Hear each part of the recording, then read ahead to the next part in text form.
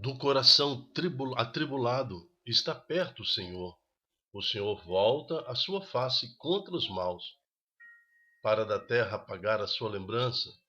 Clamam os justos, e o Senhor bondoso escuta, e todas as angústias o liberta. Do coração atribulado está perto o Senhor. O Salmo 33 vem nos lembrar que é ao Senhor nosso Deus que nós temos que entregar as nossas dificuldades, nossas lamentações, aos pés do nosso Senhor Jesus.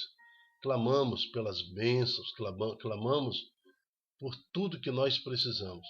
Nós temos a quem recorrer e chama-se meu Deus, seu Deus, nosso Senhor Jesus Cristo. Do coração atribulado está perto o Senhor. Reflexão do dia 24 de março de 2023, quarta semana da Quaresma, sexta-feira, cor litúrgica roxo. O santo do dia, Santa Catarina da Suécia. Isso acontece nos anos 1350, 1340. Ela veio a falecer em 1381. Mas ela não saía dos pés do Senhor Jesus. Do coração atribulado está perto o Senhor. Ela tinha essa convicção. A adoradora do Senhor Jesus, testemunhando o Senhor Jesus na corte, nas alianças. Ela foi prometida em casamento mesmo querendo seguir a sua vocação, obedeceu o seu pai, mas continuou na sua vocação querendo seguir a Cristo. Esperou seu marido morrer para depois continuar a sua caminhada. Santa Catarina da Suécia, patrona das virgens e intercessora contra o aborto. Dignai-vos, meu Deus, permitir que tenhamos em Santa Catarina da Suécia uma poderosa e eficaz advogada diante do vosso poder, a fim de que seja afastado de nós tudo aquilo que nos ameaça. Pedimos-vos por nosso Senhor Jesus Cristo. Amém. Santa Catarina da Suécia, intercedei por nós. Estamos reunidos em nome do Pai, do Filho e do Espírito Santo. Amém. Primeira leitura, dentro da liturgia de hoje, que o Salmo 33 nos traz também como responsório, do coração atribulado está perto o Senhor. Então nós vamos ver como que o mundo trata aquela pessoa que é justa, aquela pessoa que quer viver os mandamentos do Senhor, que se aproxima da igreja, que se aproxima de Jesus Cristo.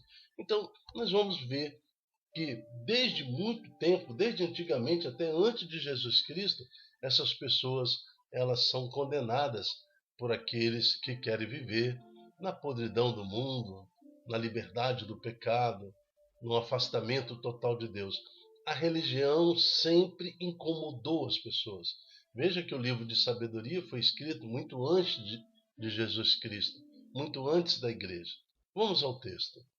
Dize entre si os ímpios, os pecadores, em seus falsos raciocínios. Armemos ciladas para o justo, porque sua presença nos incomoda, a sua religião nos incomoda, a sua fé nos incomoda, os seus mandamentos, tudo aquilo, até o jeito dele se vestir nos incomoda.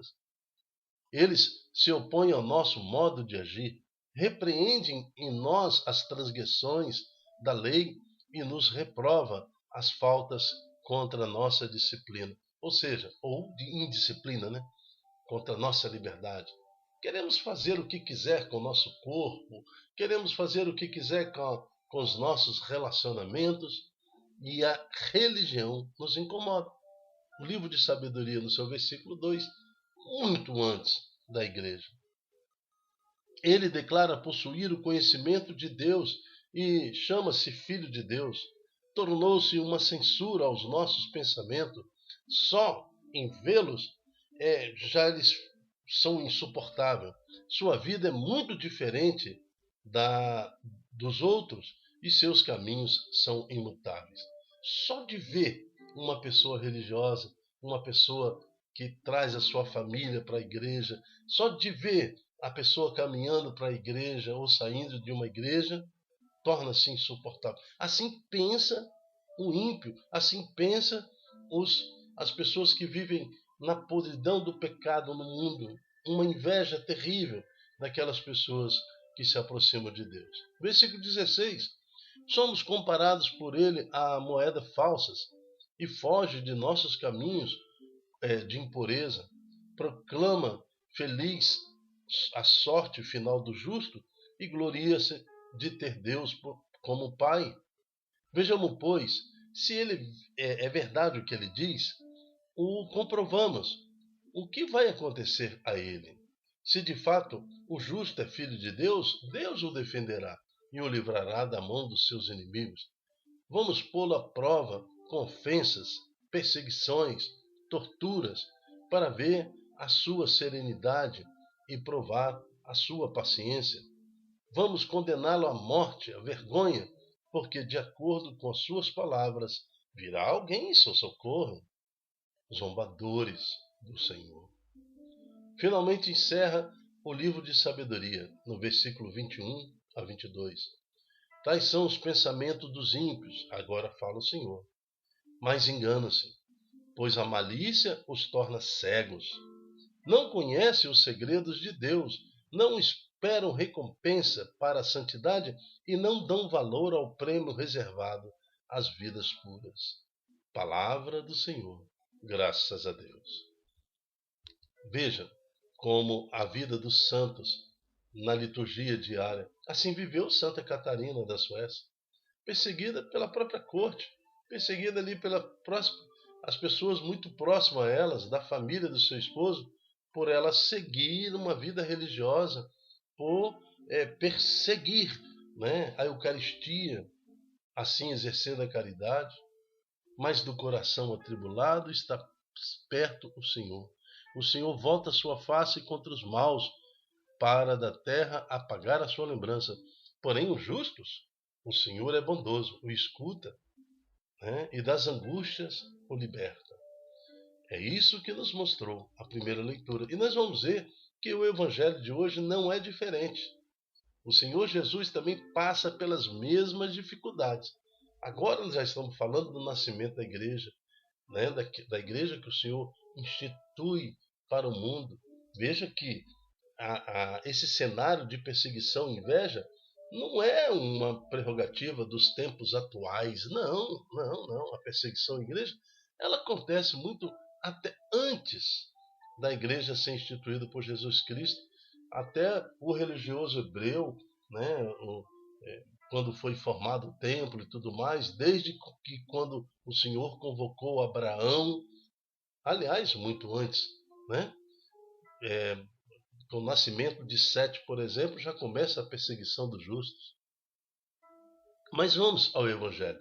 Aí você vai entender também que Jesus foi perseguido, foi tentado, foi colocado, foi provocado para a morte e de fato conheceu a morte, mas essa morte que para o ímpio era uma maldição, para aquele homem e mulher de fé nos trouxe a liberdade.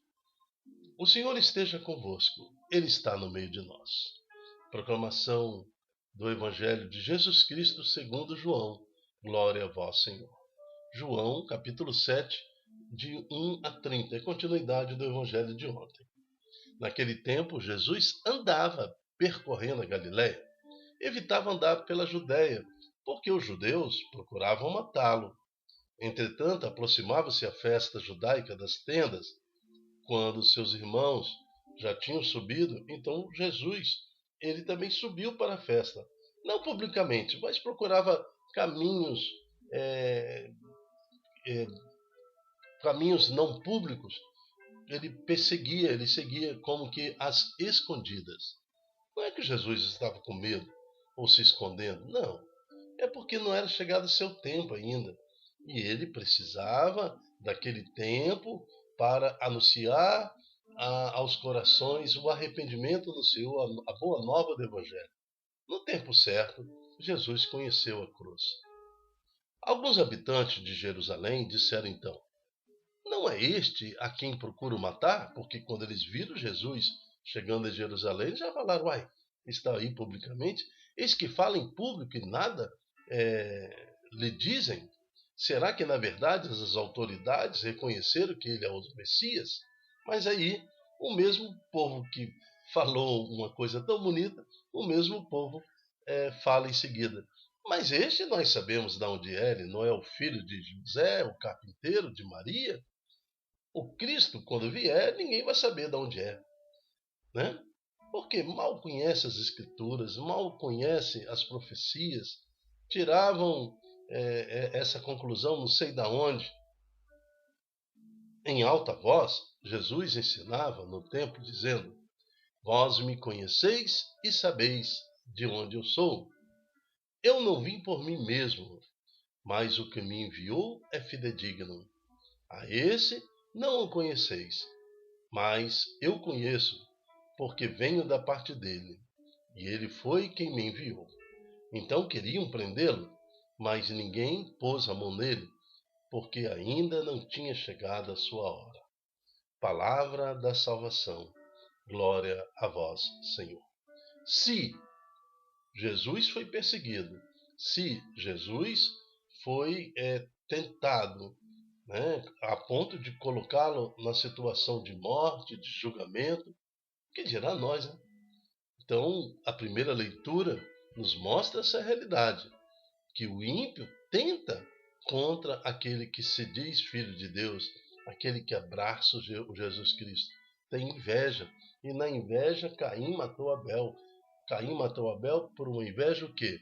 Uma inveja religiosa, pois a oferenda de Abel foi aceita, foi tido como um homem justo diante de Deus. Já a oferta de Caim, né, ela não foi aceita. Então, ele é um ímpio diante de Deus. A inveja do ímpio mata o justo. Isso se repete na história, vem se repetindo na perseguição à Santa Igreja e também no que aconteceu com Jesus Cristo. Mas a liturgia de hoje nos pede, né, para que, com a intercessão de Santa Catarina da Suécia, né, por Jesus Cristo, o nosso Senhor, que sejamos firmes, perseverantes na nossa missão de evangelizar e preparar esse mundo para a segunda vinda de Jesus, pois ele vem. Eu me chamo Dilton Góes. O nosso projeto chama-se Ai de mim se não evangelizar. Seja você um evangelizador. Como são belos os pés do mensageiro que anuncia paz. Torne sua vida fervorosa no Senhor, importante no Senhor. Aumente a capacidade dessa pregação chegar a novos corações. Multiplique suas redes sociais. Multiplique onde for, como você puder, essa palavra e receba ainda em nome de Jesus a graça de ser um profeta. Até a próxima, se Deus quiser. Tchau, tchau.